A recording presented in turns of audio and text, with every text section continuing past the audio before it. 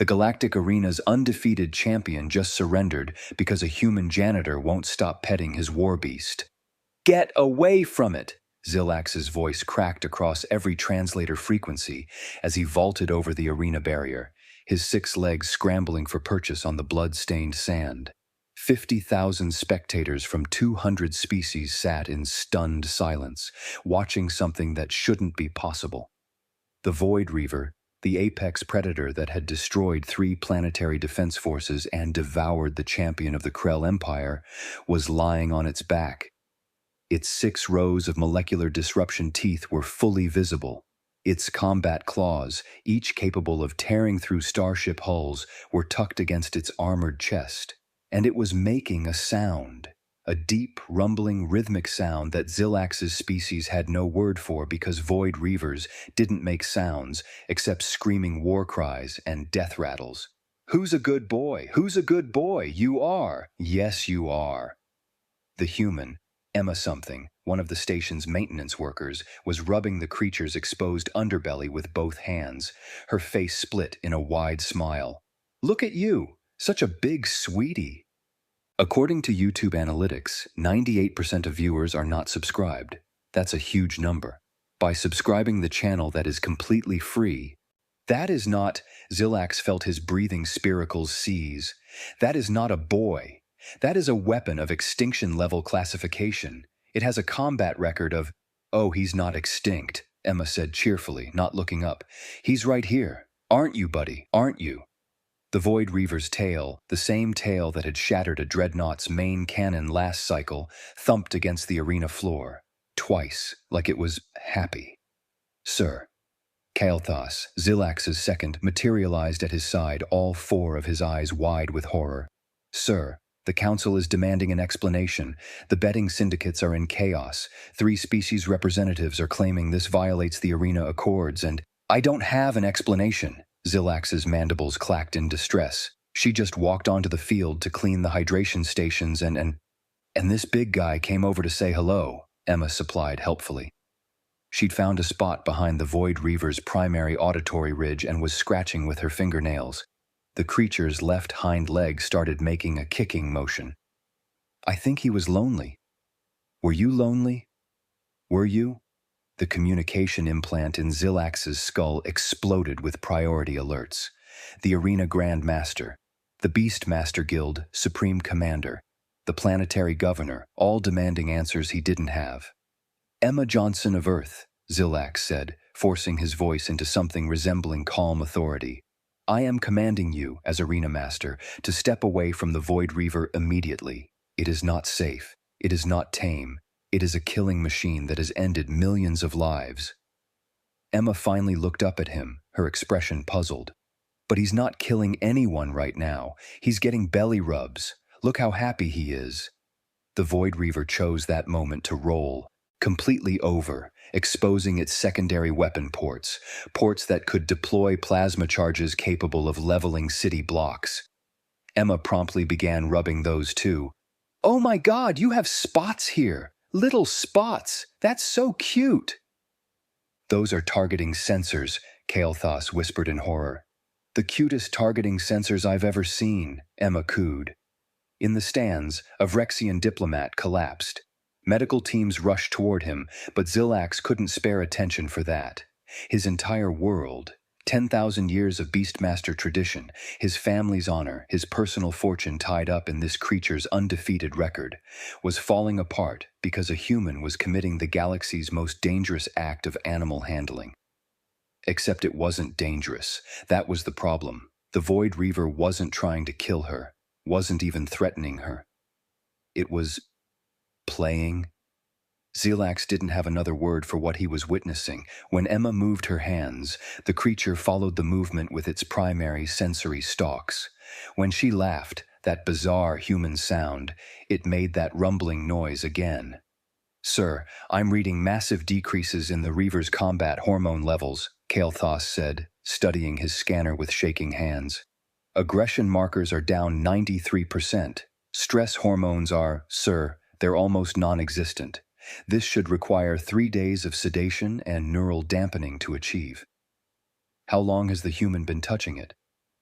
4 minutes. 4 minutes? Who's doing math? Is someone doing math? Emma glanced over at them with a grin. Don't do math. Just come pet this good boy. There's plenty of room. He's huge. That creature has active thermonuclear synthesis glands, Zilax said faintly.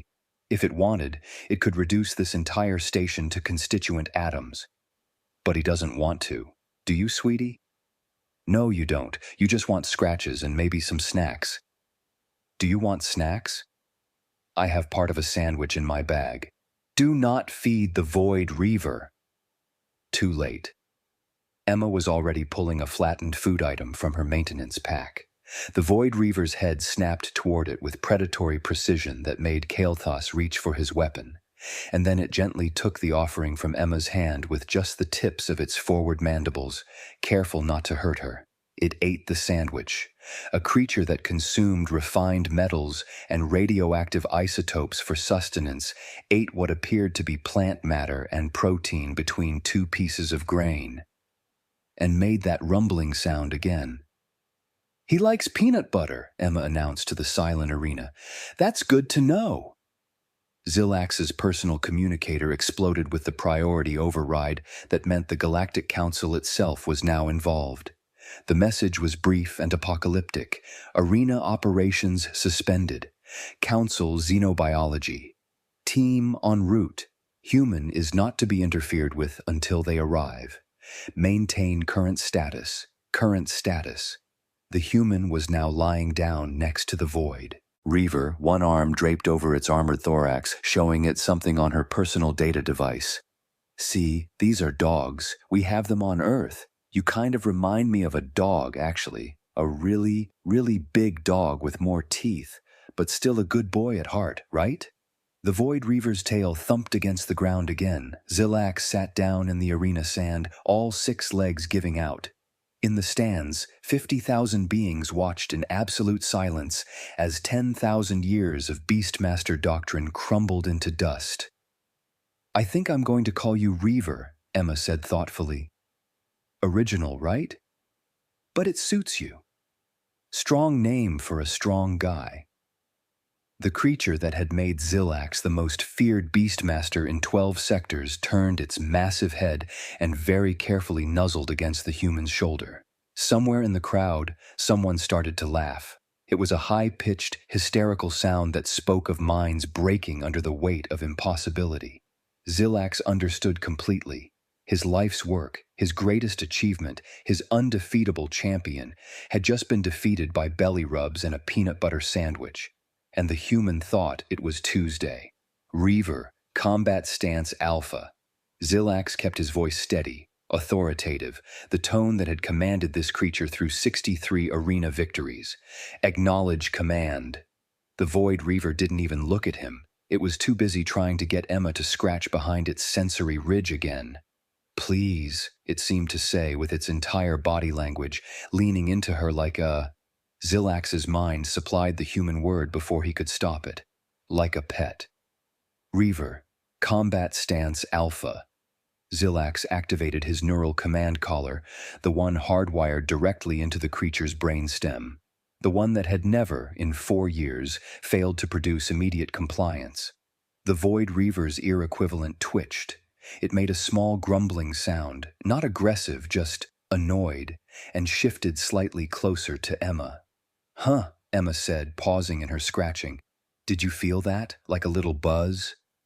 That was a direct neural override command, Kael'thas said, his voice hollow. Military-grade compliance technology.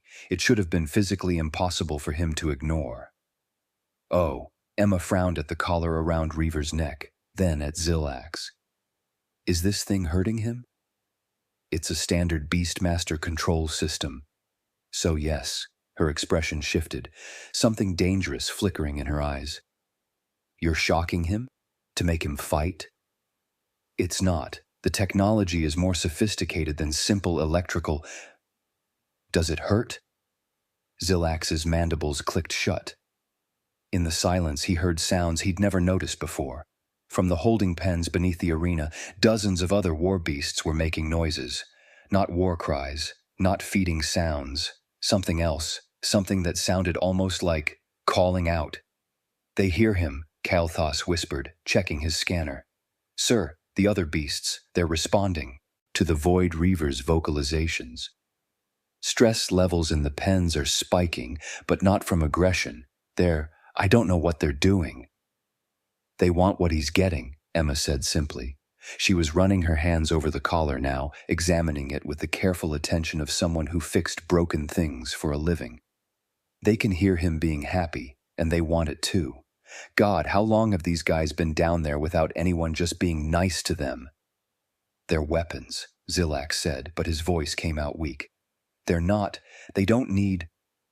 Everyone needs kindness. Emma looked up at him with an expression he couldn't read. Even weapons, especially weapons maybe. The priority alert saved him from having to respond. 3 more Beastmasters materialized in the arena via emergency transport, their credentials blazing across his visual implant. Masters Vexthul, Arhil, and Ginix, 3 of the 5 Grand Masters of the Beast Guild. What is the situation? Vexthul demanded, his crystalline form refracting the arena lights into aggressive patterns. Why is the Void Reaver exhibiting pack-bonding behavior? Why is a human... He stopped. They all stopped, because Emma had stood up, and the Void Reaver had stood with her.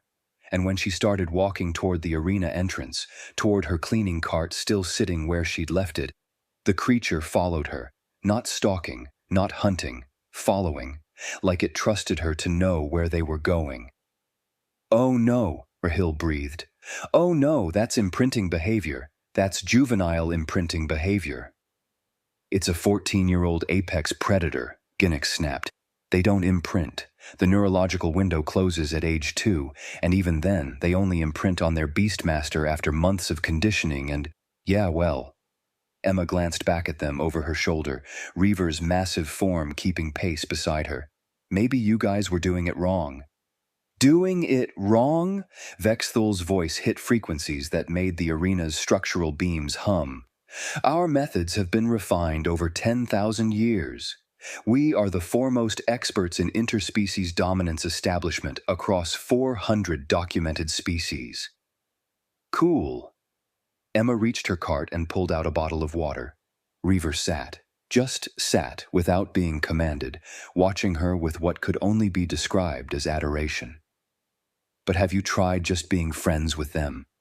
The silence that followed was broken by a sound Zilax had never heard in his life. From the holding pens, from dozens of war beasts representing the most dangerous species in known space, came a chorus of whining, actual plaintive whining. What? Rahil's scanner fell from his manipulator appendage. What are they doing? They're lonely, Emma said like it was obvious. She was offering Reaver water now, pouring it into her cupped hands because she apparently didn't care that the creature could bite through starship armor. They heard someone being kind, and now they want it too. How long do you keep them in those pens? That's standard housing protocol. How long? 23 hours a day, Kalthos said quietly. 1 hour for arena combat or training. It's always been that way. Emma stared at them.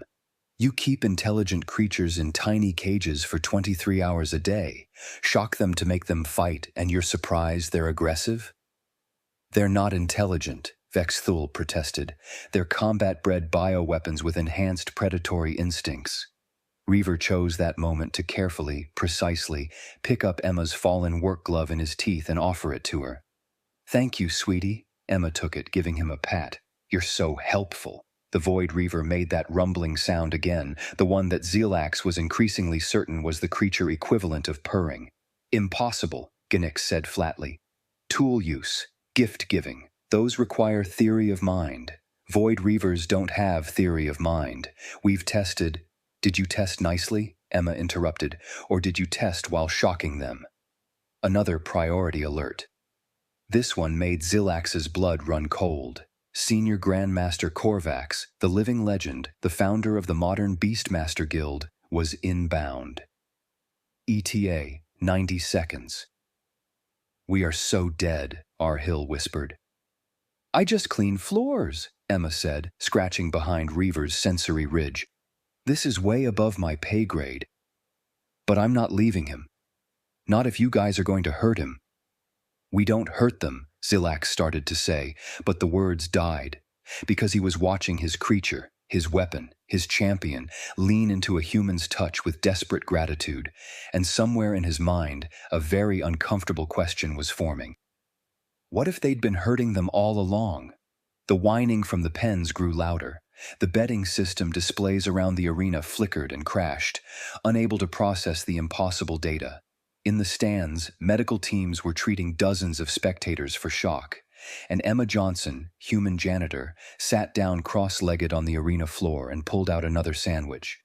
Want half? She asked the galaxy's most feared predator. Reaver very carefully took it from her hand. Somewhere in the arena's depths, every war beast went absolutely silent, waiting, and Zilax realized his entire world was about to change.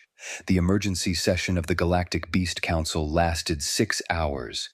Emma spent most of it sitting on the arena floor, surrounded by creatures that were supposed to be weapons, answering questions while absent-mindedly petting whichever beast happened to be closest. But you must have some training, insisted Council Arbiter Azila, a xenobiologist who'd written 12 volumes on predator psychology. Pheromone manipulation, subliminal frequency broadcasting, neural interfacing.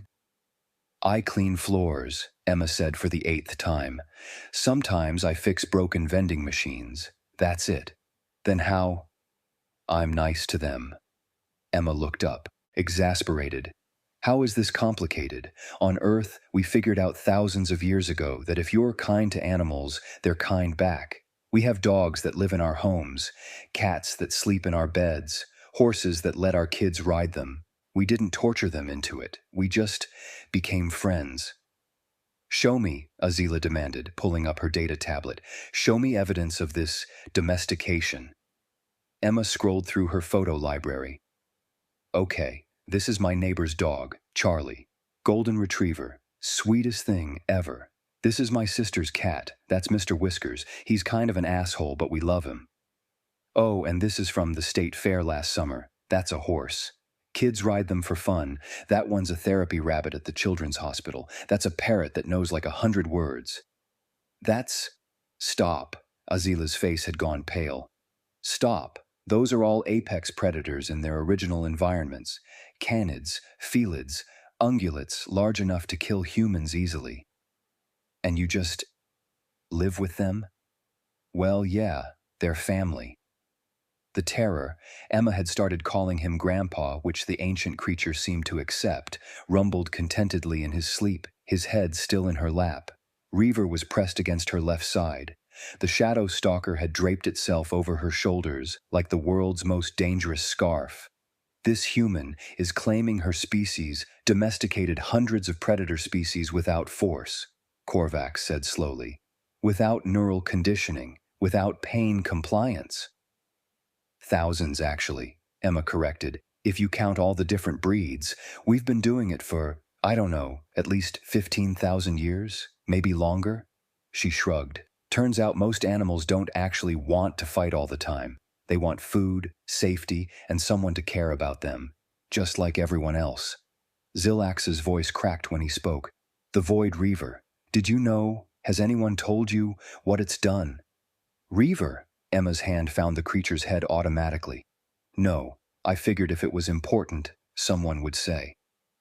63 arena victories, Zilax continued, each word seeming to cost him. 3 planetary defense forces destroyed, hundreds of kills. I bred him for maximum aggression, raised him in isolation, trained him with pain until he associated everything, every sensation, every interaction, with violence. His mandibles clicked erratically. I made him a monster, and you showed him kindness for 5 minutes, and he remembered what it was to be something else. Emma was quiet for a moment. Then, what's his name? His designation is Void Reaver Unit 7. No, his name. The one he had before you made him fight. The silence was absolute. You didn't even ask, Emma said softly. Did you? They don't have names, Hill protested weakly. They're bred in facilities, raised for combat. Everything has a name, Emma interrupted. Or deserves one. She looked down at Reaver. Hey, buddy, what do you want to be called?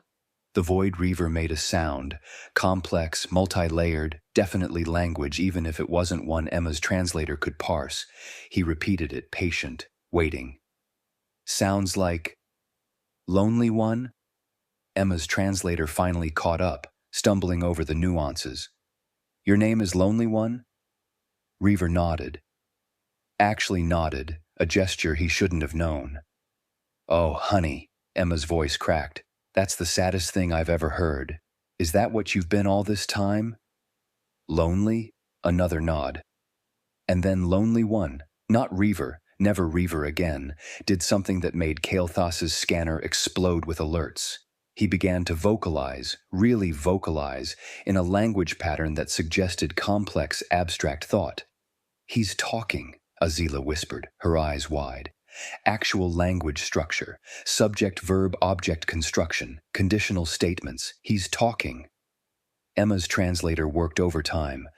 Alone in the dark place. Afraid but must not show afraid. They hurt when show afraid. Fight or they hurt more. So many fights. Forgot what not fighting feels like. Forgot what gentle feels like. Thought had forgotten words. But words still there. Just no one who would listen. We never tested them for language, Korvax said, his voice hollow. We assumed. The literature all said. Did you test them while they were in pain? Emma asked quietly. While they were scared and hurt and alone? No answer. Because they all knew. I would have assumed I was stupid too, Emma continued. If every time someone came near me, they hurt me. I'd stop trying to talk. Stop trying to be smart. What's the point if it only makes the torture last longer? Lonely One made an affirming sound.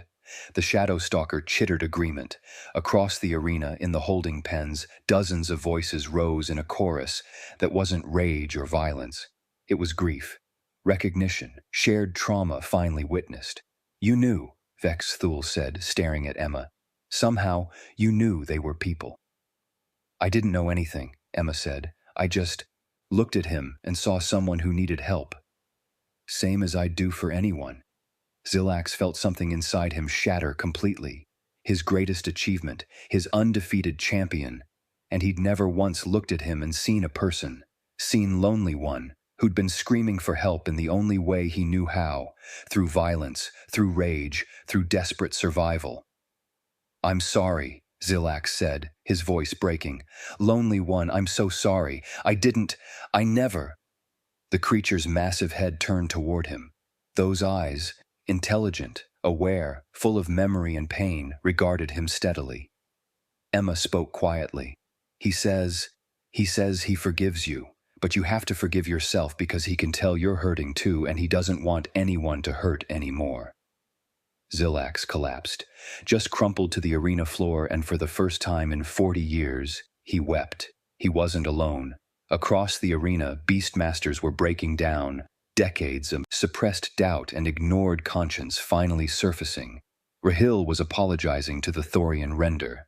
Ginnix had phased partially out of reality, his crystalline structure flickering with shame. The guild, Vex Thule said numbly. The arena, the entire economic structure, it's all over. Who will pay to watch beasts fight when we've just proven they're people being tortured for entertainment? Good, Emma said flatly. It should be over.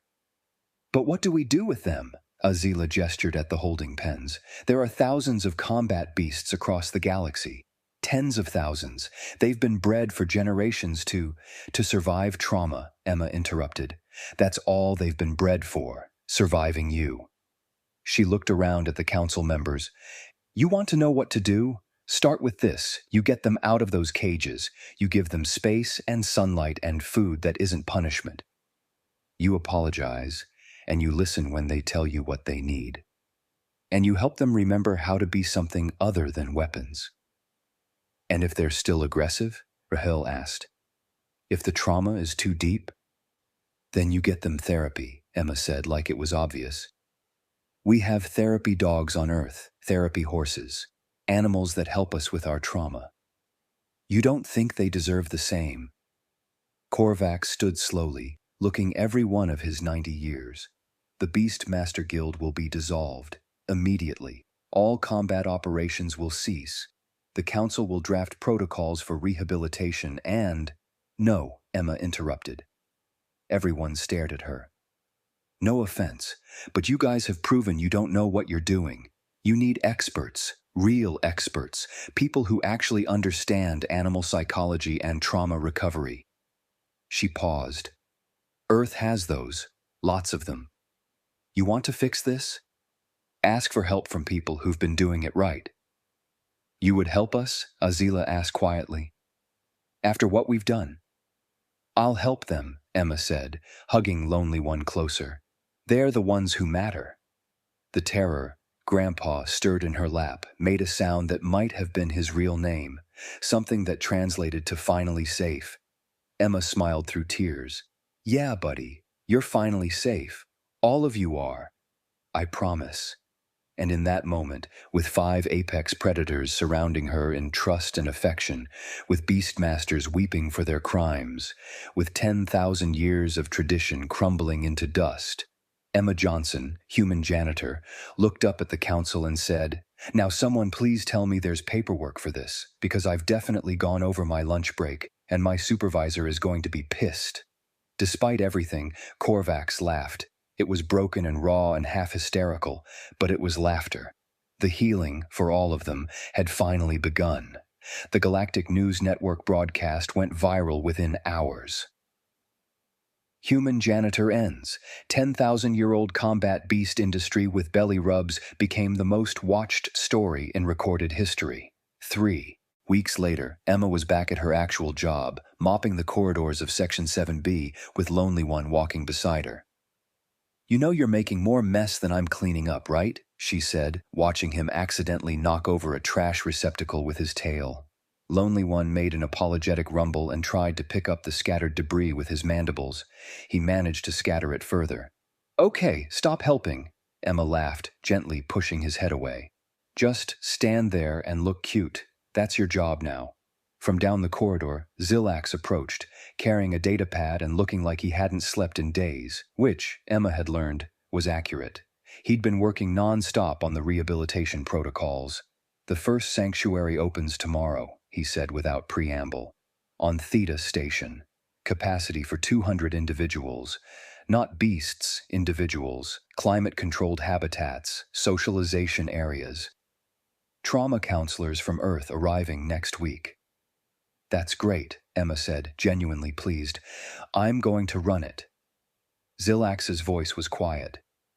Me and 17 other former masters. We're calling ourselves, I don't know, there's not a good word yet. Caregivers? Guardians?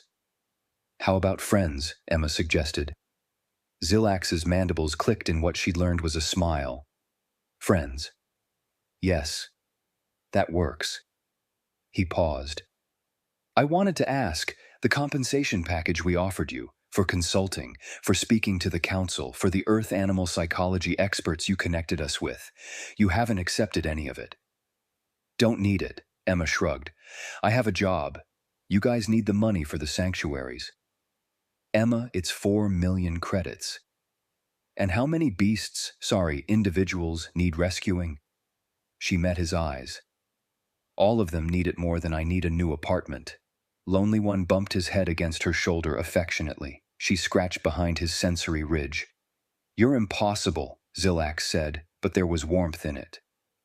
I clean floors, Emma replied with a grin. This whole thing is way above my pay grade anyway. Down the corridor, Korvax appeared with a group of young aliens, students, Emma guessed, from the nervous way they held themselves. Ah, Emma, Korvax called. Perfect timing.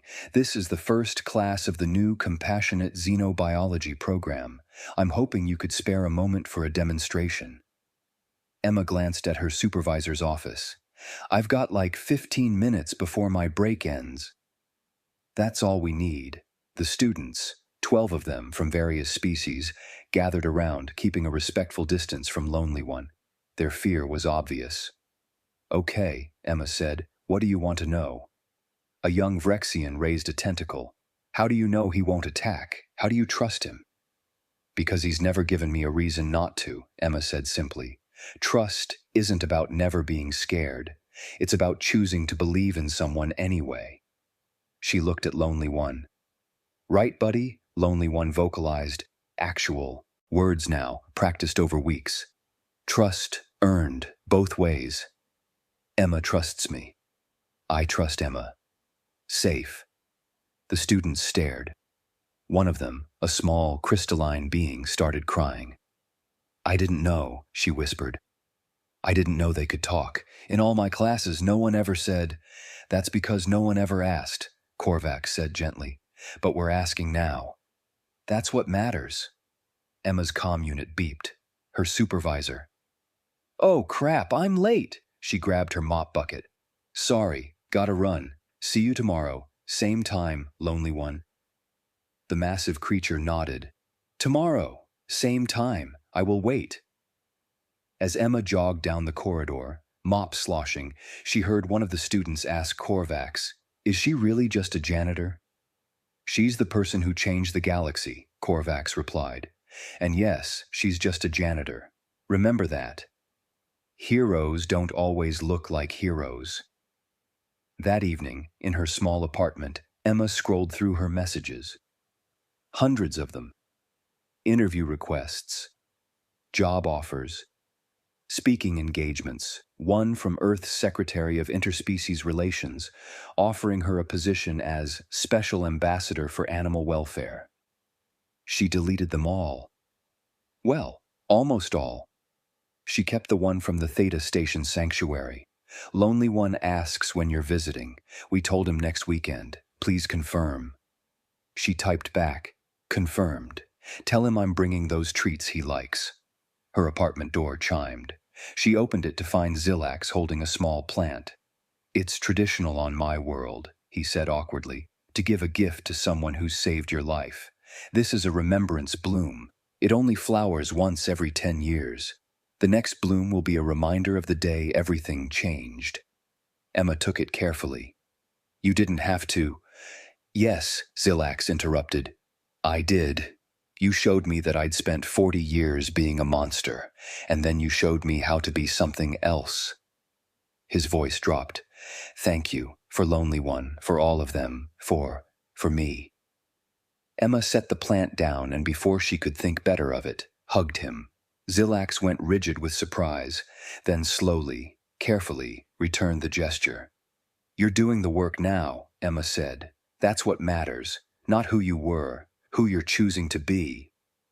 After he left, Emma watered the plant, changed into pajamas, and collapsed on her couch with leftover pizza. Her datapad lit up with the latest news. Beastmaster Guild officially dissolved. Rehabilitation efforts begin across 7 sectors. Tomorrow, she'd mop floors, fix the broken dispenser on level 3, maybe grab coffee with Lonely One during her lunch break, just another Tuesday, exactly how she liked it.